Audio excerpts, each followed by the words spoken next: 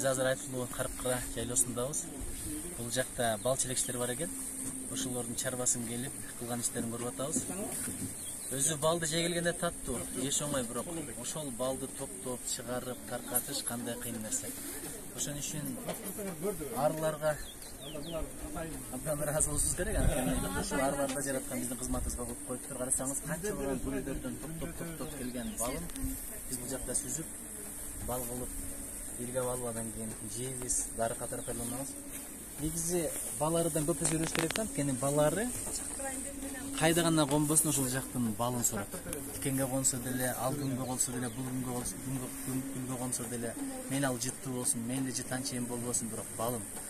Адам деле адамдын жакшы жагын, бал жагын издеш керек да. Адамдан эмне издесең ошону табасың деген бир сөз бар. Эң жаман адамда жакшы жактары болот, эң жакшы деген адамдарда кемчиликтери болот.